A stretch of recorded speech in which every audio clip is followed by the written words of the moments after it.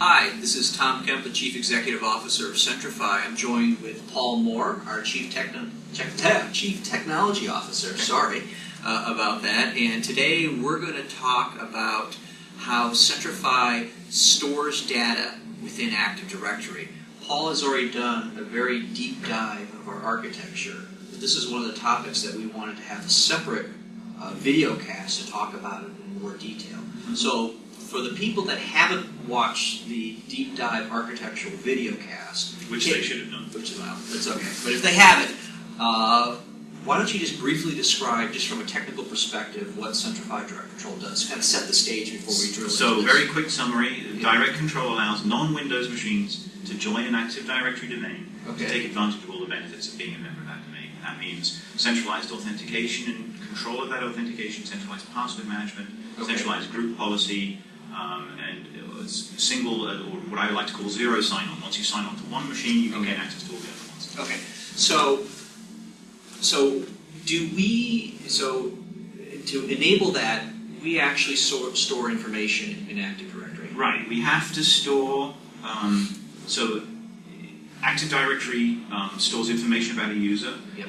We need to know UNIX information for that user. So a UNIX system needs to know there's a certain sets of information that on a Unix system is normally stored in the etc password file, which is the user's, what's called their UID, which is a number associated with the user, their Unix name, their what's called their primary GID, their home directory, their shell, that type of information, which would normally be stored in the Unix system. Since we're now using AD as our back end for identity management, that information has to be stored in Active Directory. Okay. So we store the information in Active Directory, and for customers, they can either import that data in, right? Or they can, when they set up a user, they can Unix enable, and then they can fill in the defaults. Right, yeah, we have tools for importing from different sources of data, from an etc password file or from a DIS server and so on, and kind of bulk loading that into AD, or you can enter it through our various interactive management tools. Okay. Do we just shove the data in, or is there a way? We do it gracefully. We do it, or do we? No, we shove it in quickly. The data is stored using the standard programmatic interfaces that Microsoft provides for accessing Active Directory. But as part of that data loading, we provide an ability, for example, for people to say, put it into a pending stage, right? And then. Oh, right. Yeah. When we're doing an import, because you don't necessarily know the quality of that data that's coming in. It's very difficult to make the association. You see something you're importing says this is a user called Joe. You need to work out if that's Joseph Jones or Joe Smith or whoever that might be. Or in fact, it might be somebody who's now left the company. In fact, you don't want to import that information at all. So we allow you to store it in a pending area and to do matching of that to AD users or to discard it completely. All right. So we store data within Active Directory, the Unix identity information. Right. Now, Microsoft, some of our customers may have heard about some new features in the latest release of Windows 2003 called R2. And so Microsoft actually provides, built into the Active Directory schema, the ability to store Unix identity information. So can you talk, and I think people commonly refer to that as RFC 2307. Or it supports the RFC 2307. So can you talk a little bit more about that, because that's something that Microsoft has recently introduced. So let me just explain first of all what RFC 2307 means. So RFC 2307 is an Internet Community Standard. That's what RFCs are. Although it's called Request for Comment RFC, it's actually how standards get defined in the sort of Internet community. So RFC 2307 is a standard that tries to define how this data should be stored in Active Directory. Or any LDAP directory. Any LDAP directory. The title of the paper is a proposal for storing LDAP Unix attributes within LDAP. I forget the exact term. And because it's intended to be very general purpose in terms of which LDAP directories provide this, it's described in a fairly general purpose way of doing that, which we'll see in a little more detail exactly how that's defined. And what that specifies is the names of the attributes and the names of the classes of objects that should be used to store these various types of information. Okay. Now, it covers a lot of information that a Unix system might need, but what we'll focus on today is just the Unix user information, but there's other things that are covered So too. Microsoft in R2 supports RFC2307? Yes, so they introduced the schema extension enhancements that are in that specification. They made a few changes to it for reasons that, unfortunately, one of the attribute names that the RFC2307 specifies was already used by Microsoft for something else, so they actually had to change it to it was like a directory or home directory. Okay. Home directory is specified in 2307, but it already exists in the Active Directory for your home directory. Yeah. And so they ended up calling it Unix home directory. It is that breaking it a bit, but it's it's a natural thing to do. So they have to deal with that somehow. So within the schema, maybe this may be a good thing to chalk on. Right. So just describe how RFC 2307 is set up, defined, from a schema perspective. Okay, so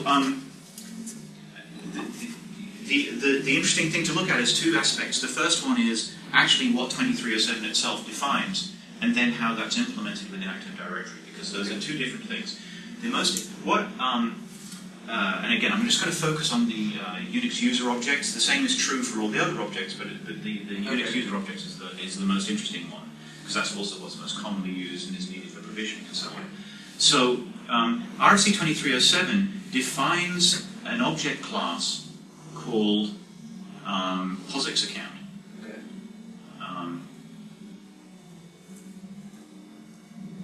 And this POSIX account has several attributes. One of them is UID, which surprisingly is actually not the user number, but the user name. Okay. So that's, let's say, Joe. Then you have UID, and I'm going to run out of space, I'll just put hash there, UID number, 123. Okay.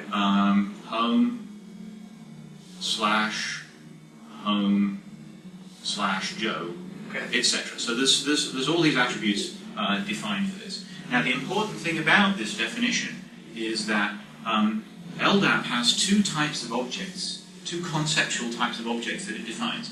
The first one is what we call a normal structural class.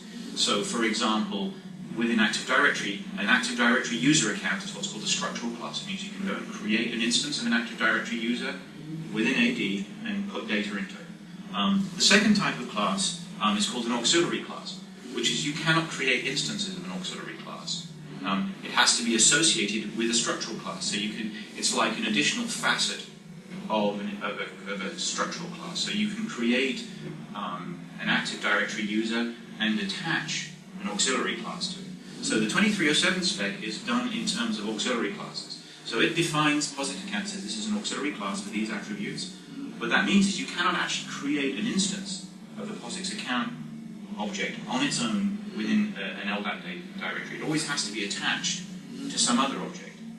Right? And the reason for doing that, and that's actually a great piece of design, nice one, Luke, the designer of 2307, is it means that in let's say Sun's LDAP directory, the user account is called inet org person. In Active Directory, it's called user. In Oracle's UID, it might be called something else. Yeah. And if you just specify the structural classes, it means that the 2307 would be tightly bound to one of those particular implementations. By making it abstract like this, you can now attach a POSIX account to any one of those three, and 2307 will work with all of those implementations. Okay. Go ahead. I was going to say, that's the abstract definition of RFC 2307. Okay. Now to look at exactly what Microsoft did. Okay. So this is the 2307 kind of abstract spec. In the real world AD implementation, and I can't comment on anybody else's implementation of it, they have an Active Directory user object. Right? These are these are the structural classes that actually exist. So you might have, for example, Joe.Smith is the user. I'm using a different visual style here just to be confusing. With his name and his telephone number,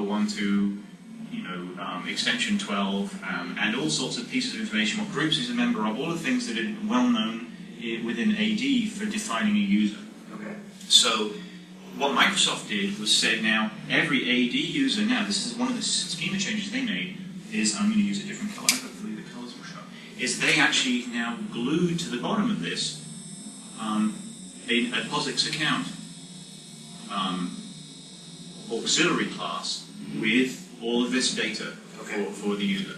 So now, if you do a 2307 conformant application, it's going to say, give me all the POSIX accounts, right, where the UID is greater than 100. Okay, and it'll issue a particular LDAP request. Now, when you target it at AD now, because this now has two facets, it's both an AD user object and a POSIX account record. So the POSIX account query will work, and it will return, in fact, all of the attributes of that object, including the 2307 defined object. So that's how Microsoft has implemented it. Okay. So up to this point, we haven't talked anything about Centrify specifically. No, this is just what Windows does. What Microsoft, and so they've introduced this in the R2 release of Windows 2003. Yes. So I just want to make a point about that as well. This is not an optional thing in R2. It's a standard part of R2 implementation. It's something you can choose to do or not to do. If you're running R2 domain controllers, you will have this schema extension in there, in every environment. Gotcha. So now let's talk about DirectControl. Yes. Do we support this? Absolutely. Okay. Yes. So we remember we talked about zones. If you saw our previous thing, we talked about zones. Yes. And so you can establish a zone which says, I want to use, for the user information for a given user, I want to take this information about it out of the AD user's core AD object, and we had the support for Microsoft precursor to this, which we'll talk about in a second. And now so it's just the same for us. We just take the UID, the home information, the shell directory information directly out of the AD user object. Okay, so Centrify DirectControl stores the Unix identity information in the RFC 2307 schema within Active Directory. Yes. Now, can users use to query that? Can they use LDAP, ADSI to access the data that we store there? Absolutely, yes. Okay. I mean, that's how we talk to it. Okay. So, and for example, you can see things like NetApp filers, which will issue 2307 LDAP queries to look up users and translate users and so on. Issues LDAP queries against that, and they work fine. Okay, so any RFC Centrify, so any application that's RFC 2307. The only complexity is, remember I talked about how Microsoft had renamed this attribute. Okay. So the calling application has to be able to do that. That's not an issue with us. That's any application using Microsoft's one. Gotcha. And in general, you'll find that most 2307 aware applications actually allow you to specify all the attribute names. And that's not the hard part. The hard part is actually knowing that the data is in there in roughly this format. But there's one important thing we haven't talked about so far, because remember, again, zones, we allow an individual AD user to have multiple Unix profiles. Okay? And yet if you look here, you see I've got, this one of these is glued directly to that. How do I now get the one-to-many going? And that was the challenge for us to work out how to make that work. But in fact, due to the sort of the abstract nature of how this works, we can actually make now multiple identities work. Okay. So what we do, make sure I've got the right color again. So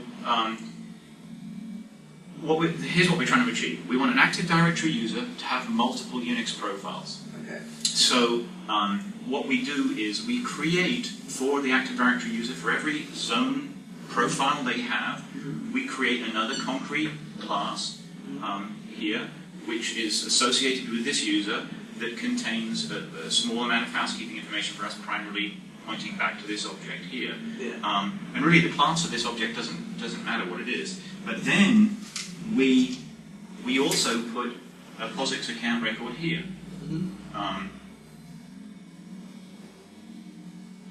Now, we take advantage of one of the nice features of Windows 2003, which says you can actually take an auxiliary class, an instance of an auxiliary class, and attach it to any other object within the schema.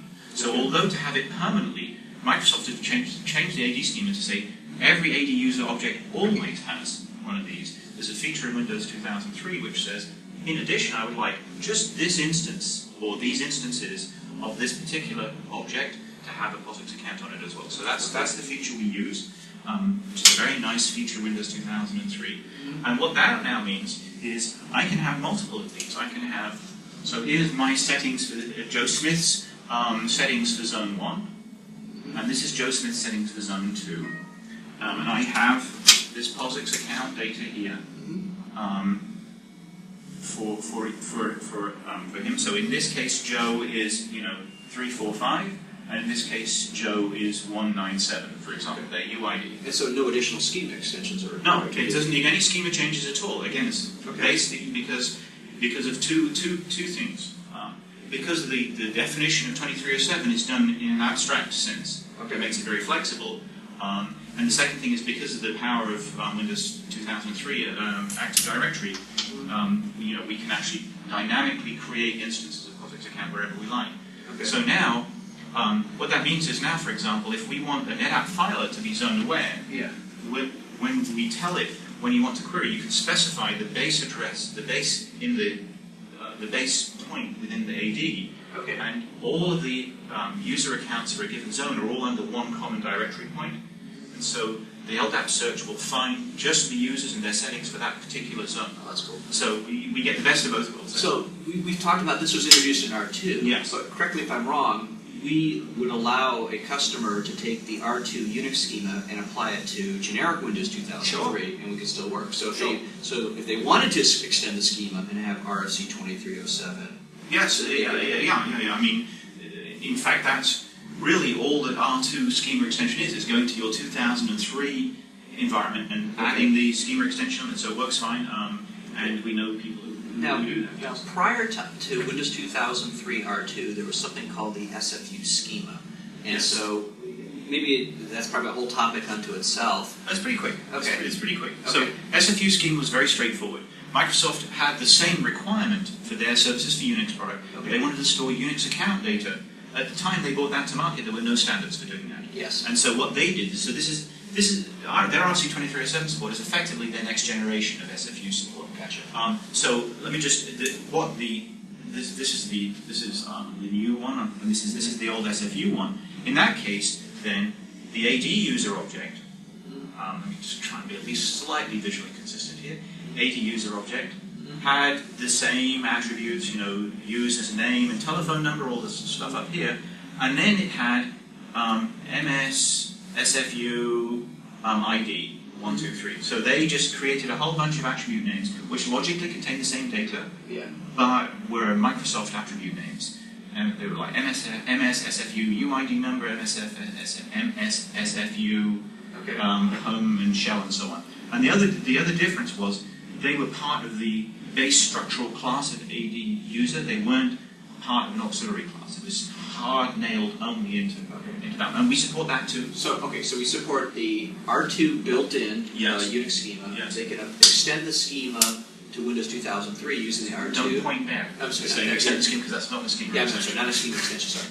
So they can choose to put the R2 schema on their 2003 domain. R2, Windows 2003, or the old historical SFU, so we would support that. Now, which is on 2000 as well. Which is on 2000 as well. By the way, is the only choice you have for 2000 if you want to use that. That's a good point. Paul, so what if the customer either does not want to immediately upgrade to R2, nor do they want to extend the schema of Windows 2003 with the R2 Unix stuff, or Windows 2000 with SFU? So obviously we support all those scenarios. Right. So what if they don't want to extend the schema? Can we still support them, store the data within AD? Yes. So it's a very common scenario.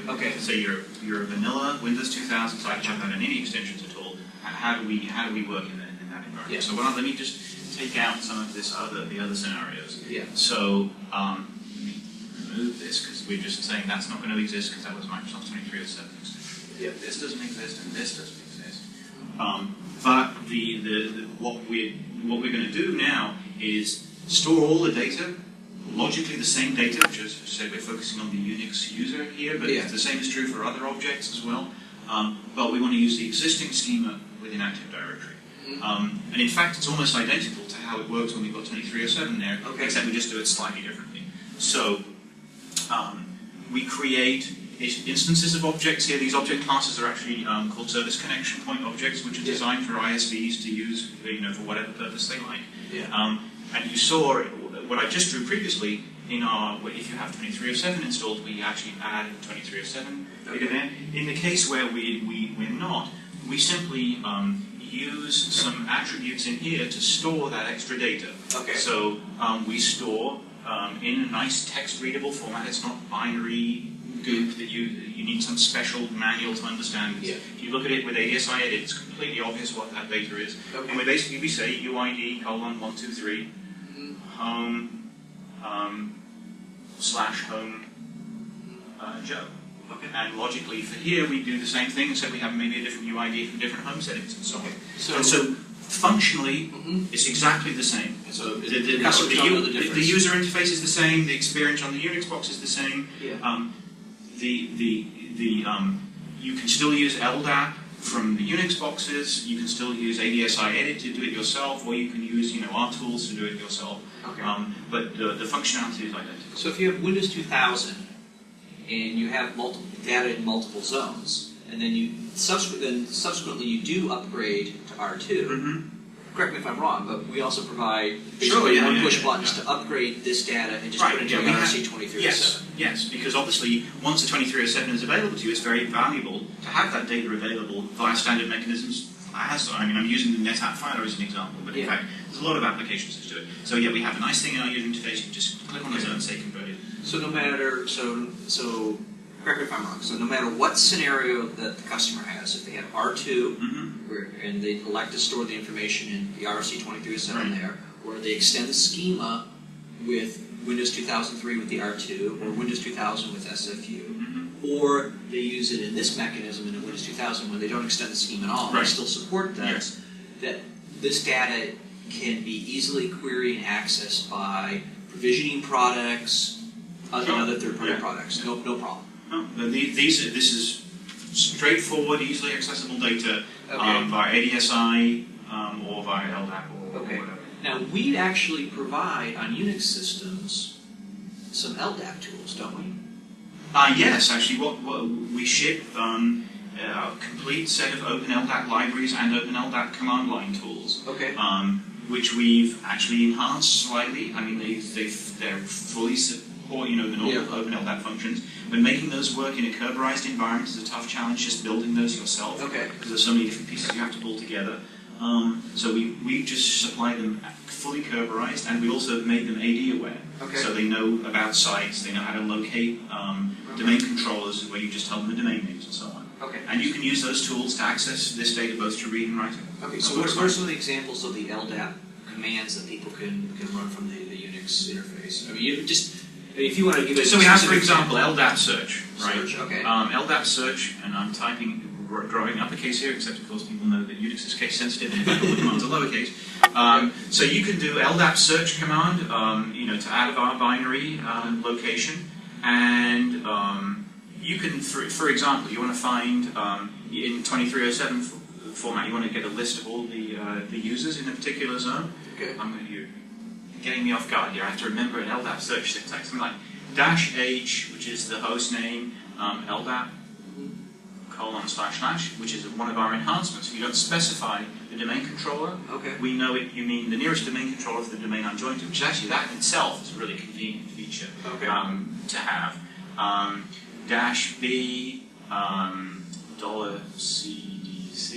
$cdc_joined zone is another nice convenience we do for shell writers and so on, is we set up a whole bunch of environment variables. Very useful for doing exactly that thing. So, for example, CDC join zone actually contains, remember I said all of the objects are stored for a given zone, all the objects are stored in one particular part of the AD tree. Yeah. And so if you imagine the big tree part of these, this environment variable points to the root of this tree. Very convenient to be able to have.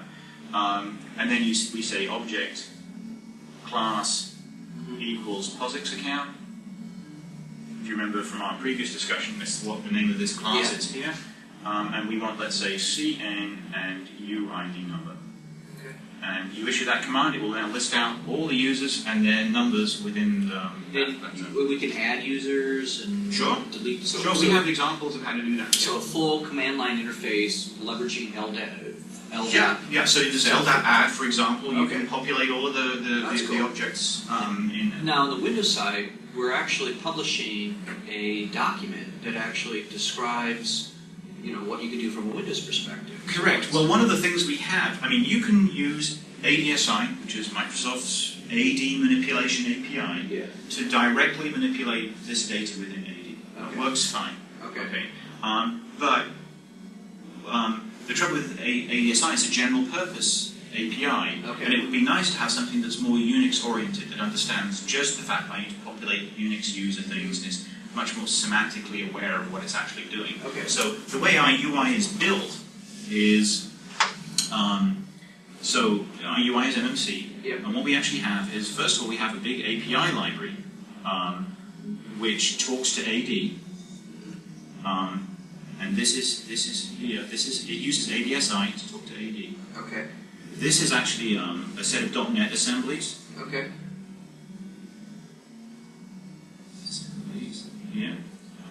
Which are also set up to expose all their interfaces as COM as well. So that means you can call this from C# applications, ASP.NET applications. So we have people, for example, who are running their own in-house web interface just to do, to fit in with their own business processes. They can write ASP.NET applications very, very simply to provision this data. They don't have to understand ADSI interfaces. They don't have to worry about, if I migrate my data from one zone type to another, this API here is aware of the differences. But hides it from the higher-level applications. And so the main consumer of this API is our MMC snapping, which is our main console, which is itself actually all written in .NET. So that's a consumer of that. But then you can use, let's say, VB Script. We provide a lot of example VB scripts to do that. JavaScript, C# programs, ASP.NET, any applications can use that API. You don't have to use it. If you wish to, you can go directly through ADSI. It's just much more simple to use this. So clearly, it sounds like, and we have a lot of customers that are hooking up to provisioning tools, but it sounds like the fact that we support open standards, we support LDAP, we support ADSI, we provide examples, all across. It sounds like it's pretty straightforward to hook in provisioning products, to provision the data. So, okay, that's great. So why don't you summarize what we've talked about? Well, the most important thing is that no matter how your AD is set up, we'll work with it. And no matter how your AD is set up, we have the same functionality. And no matter how your AD is set up, we provide tools to enable you to do the provisioning and querying of that data from both the Windows side and the Unix side. And it sounds, I think I'm going to add something from what I've learned here today. It sounds like that one of the neat things is that we don't force you to do things that you may not want to do. That if you're not interested, given where you're at with the deployment of Active Directory, you don't have to extend your schema, which some people may, may be squeamish. Not squeamish, but squeamish. Changing the schema is a major impact on your system. Not to say that you shouldn't or couldn't do it. But some customers are very happy. And if they're happy to do it, they want to take Microsoft's 2307 schema, put it on their current 2003. Fine, it'll work. Okay, that's great. Well, thanks a lot, Paul. So I think this was a good complement to the webcast that we did talking about the architecture. So we're going to have some more webcasts and videocasts here with Paul talking about additional elements of our architecture. We appreciate you joining us today, and hopefully this deep drill down into how Centrify DirectControl stores data in Active Directory and how easy it is to provision the data that we store is of help to you. Thank you very much.